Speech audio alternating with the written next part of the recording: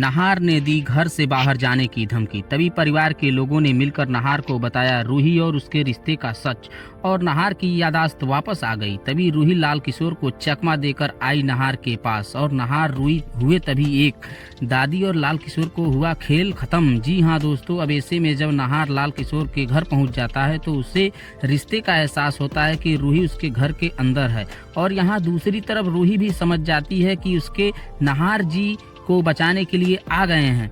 तभी रूही नहार को आवाज देने वाली होती है, लेकिन रूही नहार का आधा ही नाम बोल पाती है, क्योंकि तब तक लाल किशोर रूही के पीछे से आकर उसका मुंह बंद कर देता है, एक कपड़े से उसका मुंह बांध देता है। तभी रूही को थोड़ी आवाज सुनकर नहार तुरंत समझ जाता है कि उसकी रूही इसी घर के अंदर है।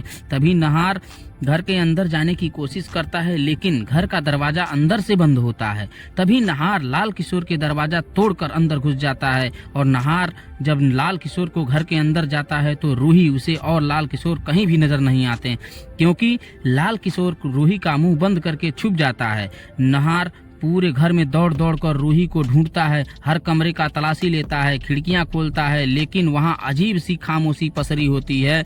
उसकी सांसें तेज हो रही थीं, दिल बेचैन हो रहा था। पूरा यकीन था कि रूही यहीं कहीं है, लेकिन लाल किशोर ने उसे बड़ी चालाकी से छुपा दिया है। काफी देर तक खोजने के बाद भी जब उसे रूही नहार को नहीं मिली, लाल किशोर आखिरकार नहार भी भारी मन से घर लौट आता है। घर आकर भी नहार का मन बिल्कुल शांत नहीं होता है।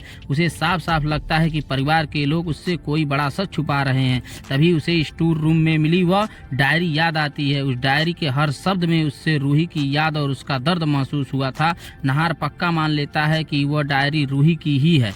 उसने उसके रिश्ते की पूरी सच्चाई छुपी हुई। अगली सुबह नहार एक बड़ा कदम उठाता है। वह अपना सामान पूरे सूटकेस में भरता है और सबके सामने घर छोड़ने की धमकी देता है। जब पूरा परिवार सूटकेस लेकर बाहर जाते देखता है तो सबके चेहरे का रंग उड़ जाता है। छोटी माँ घबराकर पूछती है, नहार बेटा यह सब क्या कर रहे हो, कहाँ जा रहे हो? तो तुम? नहार गुस्से से दर्द भरी आवाज में कहता है, जब तक आप लोग मुझे इस डायरी का सच नहीं बताओगे मैं इस घर में एक पल भी नहीं रुकूंगा। नहार की बात सुनकर पूरे परिवार के पैरों तले जमीन खिसक जाती है, सबके चेहरे उतर जाते हैं।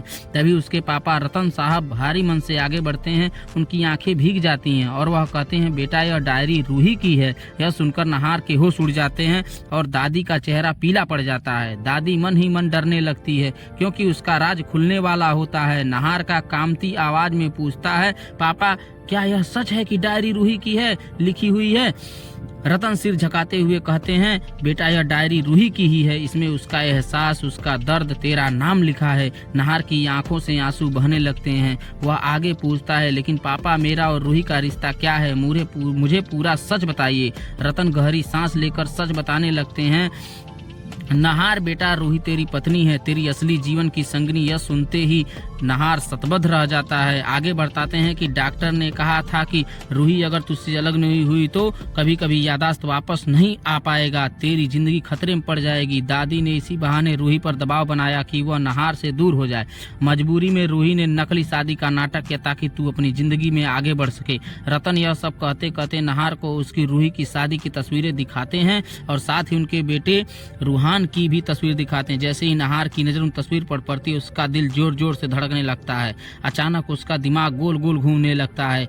पिछले सालों की बातें बिजली की तरह वापस लौट आती हैं। उसने अपनी शादी, अपने प्यार और अपने बेटे का हर पल याद आ जाता है। नहार चीख चीख कर रोने लगता है और रोते हुए जमीन पर बैठ जाता है। इधर उधर लाल किशोर की घर रूही हिम्मत जुटा रही थी। लाल किशोर गहरी नींद में था। तभी रूही ने बड़ी चालाकी से उसकी जेब से चाबी निकाली, कांपते हुए हाथों से उन्हें पैरों तले बांधे ताले को खोला और धीरे से बाहर की ओर बढ़ी। लेकिन जैसे वह दरवाजे तक पहुंची लाल किशोर की नींद खुल गई। उसने रूही कहीं नजर नहीं आई तो वह गुस्से से आग बबूला हो गया। चारों तरफ उसे खोजने लगा। आखिरकार में रूही उसे भागते हुए देख लिया। लाल किशोर ने चिल्लाते हुए उसका पीछे भागा, लेकिन रूही अपने साहस से उसको मात दे दी।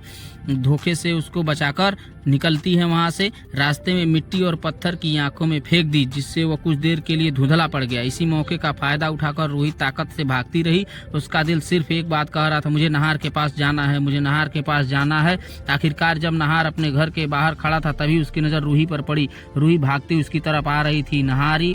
नहार उसे देखते ही उसकी ओर दौड़ पड़ा और दोनों के बीच रास्ते एक दूसरे से टकराने लगे और दोनों की आंखें में आंसू थमने का नाम नहीं ले नहार रोने की कसकस से सीने से लगा लिया रोते हुए। रूही ने जैसे ही सुना कि नहार की याददाश्त वापस लौट आई है, उसकी खुशी का ठिकाना नहीं रहा। फाइनली नहार और फिर से एक हो जाते हैं। उनका मिलन देखकर हर किसी का दिल भर आता है।